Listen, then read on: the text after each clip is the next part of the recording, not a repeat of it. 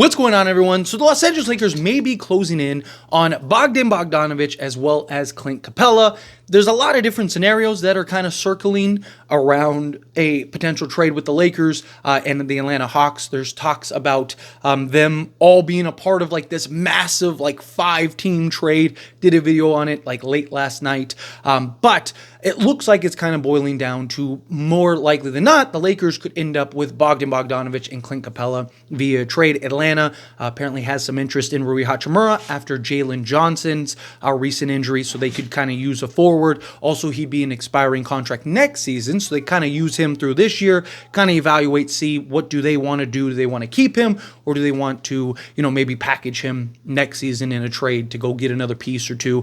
Plus, he's still young enough to kind of be a part of that team, be in the mix, be a starter or come off the bench, however they decide to work it. But per Mark Goldberg, the Lakers are offering a first-round pick in hopes of acquiring Atlanta's Bogdan Bogdonovic and Clint Capela. The Hawks are reportedly waiting to see what happens with De'Aaron Fox deal before finalizing any trade talks. So again, this could very likely start to pick up.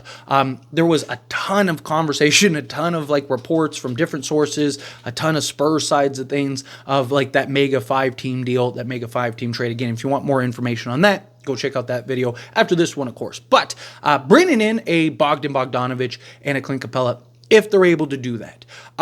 Lakers, from what it appears like, don't want to like give up, Vando because he's negative value. So it would essentially be a Rui Hachimura, Gabe Vincent with salary filler. Right, so something along the lines of Rui Hachimura, Gabe Vincent, Jalen Hood-Schifino, a Christian Wood, and then another vet minimum guy, right?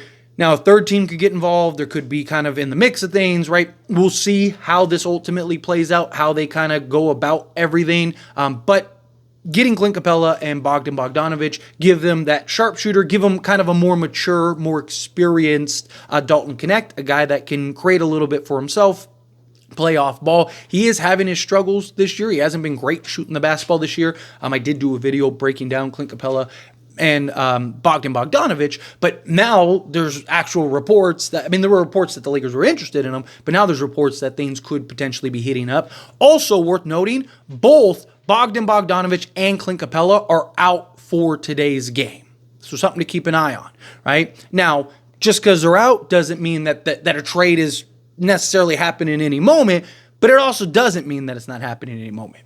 Is it a coincidence that those two guys who have been right in the mix of Laker talks and, being a part of this big mega deal all of a sudden are sitting out this next game, right? Like, or is it just that they're both just randomly sitting out this game? Could be, could not be, tinfoil hat on.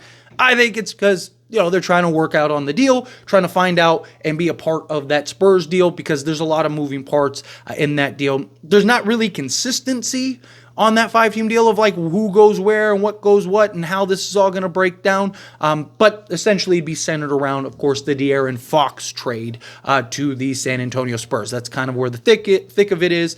But when it comes to the Lakers adding in, again, another kind of sharpshooter, I see a lot of people that talk about like, oh, this could hinder Connect.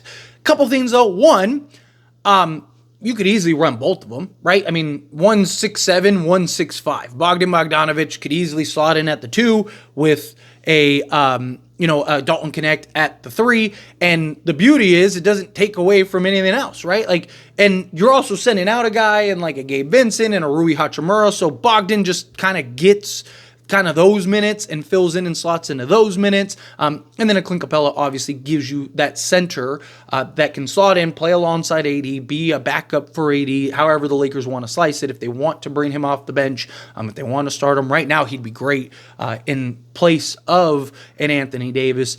Clint Capela is still one of the best offensive rebounders in the league. He's great in that regard, great rebounder, period. He's not like Houston's Clint Capela, but he's still a good, get you a double-double on a nightly basis, block a shot or two, get you a steal, things like that. I do think just gives you that size on the interior alongside Anthony Davis, gives you a guy that can run the floor, be that lob threat, basically an upgraded version of Jackson Hayes. Like what Jackson Hayes is able to do and able to provide, a guy in Clint Capela can slot in, play that role, and just gives us that higher ceiling.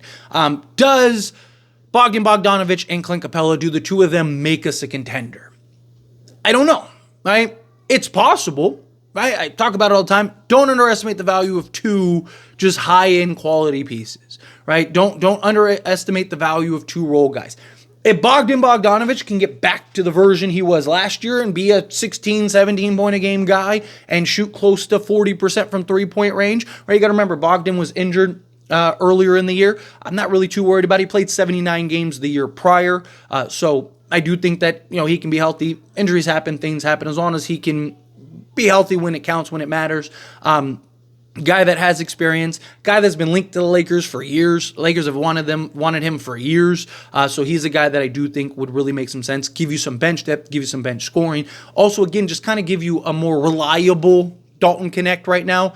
Love Dalton Connect, right? We all do. Think there's ton of potential, ton of upside in the wake of Dalton Connect. But no, he's inexperienced. He's a rookie, right? He has these just ebbs and flows, these ups and downs where one game is giving you 24, next game is giving you 4, right? Like, so to bring in a guy like a Bogdan Bogdanovic, especially slotted alongside a LeBron James and Anthony Davis, the quality of looks that he's going to get, quality of shot attempts that he's going to get, right? He's better than most of the guys we have on the roster right now.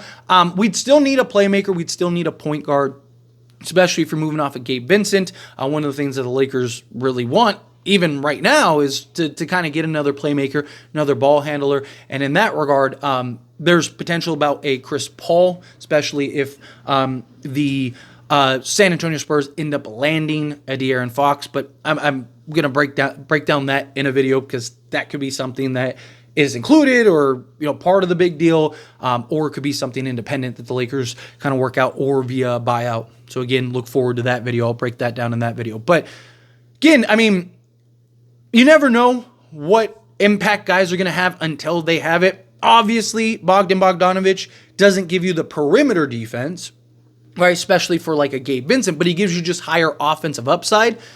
Lakers would be really leaning into Jared Vanderbilt, continuing to make the impact that he's been, which has been fantastic, but also continuing to stay healthy, right? Because if Jared Vanderbilt can get back to being the Jared Vanderbilt we know and love with the Dorian Finney-Smith, right? I think you're fine there, especially if you can get another piece or two, and then Anthony Davis, right? Like, you can still run the defensive units. You got Max Christie, right, who's been really good as kind of a two-way guy. So I do think you'd be fine in that regard, right? You're kind of turning, because you got to look at it with Jared Vanderbilt coming back, right? Because a lot of people might look at it as like, well, Bogdan Bogdanovic and Rui Hachimura, like, what's really the difference? Well, again, Bogdan can play the 2 or the 3, but specifically the 2, which means that now with Jared Vanderbilt in the mix and he's back, right? There's just less minutes at the 3 between Dorian Finney-Smith, Jared Vanderbilt, and Dalton Connect, right? So again, Rui can't slot and play the 2.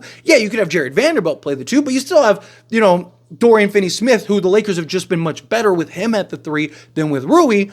And then also Dalton Connect to free up minutes for him. So that way you just have the better balance. And then Bogdan can kind of slot in and play some more backup 2 minutes, kind of provide that and just be another shooter off the bench. And like I said, you can run units where you have like maybe LeBron as your pseudo point guard. So you could do something where you have, say, like Jared Vanderbilt, LeBron James, Bogdan Bogdanovic, Dalton Connect, and like Anthony Davis or something like that. So you have like Jared Vanderbilt for that point of attack, for that defense out on the perimeter, right? LeBron James, when he's invested and buys in, he can defend a little bit, right? Obviously, Connect and Bogdan Bogdanovic, they're not really great defenders, so you'd have to kind of mask them, but the shooting that would give you, right? And if you wanted to, you could always kind of scatter those 2 to where you almost always, outside of the starter, you almost always have one of those 2 on the court at all times. And just kind of give you that consistency at the shooting level, because now you have a Connect, now you have a Bogdan Bogdanovic. When both guys are on and cooking, good luck. It just makes you so much harder to defend, because now you have to defend out on the perimeter a lot more, because you got guys like a Bogdan Bogdanovic who can, knock it down and easily go off and for, 25 on a random night. And same thing with the Dalton Connect, as we've seen, can randomly go off on any given night. Bringing in a Clint Capela just gives you that interior presence. I'd like a couple little minor moves, but the beauty of this too would also be it free up some roster spots so you can go and acquire a piece or two. And like I said, if a Chris Paul gets bought out or something like that, boom, now you got your guard. You can go get, take a flyer on one of these, 3-and-D. Can you go get a Robert Covington or something like that, right? Like a guy that can come in, slot in, and kind of just be there on the bench as like a veteran 3-and-D style wing. You have, my point is, you have multiple options and flexibility there, and you still have some wiggle room if you wanted to. You still have other guys that you could look to move if that other big package comes along. But to me, I'd be kind of looking, like if you go get Bogdan Bogdonovic and Clint Capela, that's more likely than not probably it as far as the trade front goes. But you still have like the buyout market, and then you still have free agency, and you can bring in guys, get different looks and things like that. I've seen people be like, well, would Atlanta really waive 2 or 3 guys? They're not winning a championship. This season's pretty much done, right? Like they're just trying to salvage whatever they can, try to get some assets, try to move off of some vet guys if they can get another first from the Lakers. And then I've also seen people be like, well, the Atlanta owns the Lakers pick. Atlanta doesn't care. Like, it's not like it's going to be a lottery pick, right? I mean, so instead of it being the 20th pick right now, it would be maybe the 25th pick. Like, there's not, like, they're getting another future pick in the deal if that ends up playing off. I'm not super thrilled on a first. Depends on how protected the first is, right? Like, do you really need to trade first for Clint Capela and Bogdan Bogdonovic? I'm not super thrilled on that. But obviously, if it's like top 10 protected or something like that, then fine, sure. Or if it's like a pick swap, can you do like a pick swap in a couple seconds, right? Fine, cool, something like that. But we'll see. Like I said, all this stuff is really developing, continuing to at least something's brewing, right, which is good. And then, like I said, both of them are out right now, which is, again, a good sign that maybe something's on the horizon. But anyway, as always, this is a discussion. Pass a question on you. Let me know your thoughts and opinions down in the comments below. What do you think? How do you feel? What are your thoughts? Do you like the idea of Bogdan Bogdonovic and Clint Capela? Do you want to stay away from those two? However you feel, whatever your thoughts are, I'd love to hear it either way, so let me know down in the comments below. That being said, if you haven't liked this video, hit that like button. Helps me a lot. Lets me enjoy these types of videos, and I truly appreciate it. Not subscribe channel, hit that subscribe button. Turn on the bell notifications. Appreciate y'all. See you in the next one. Thank you.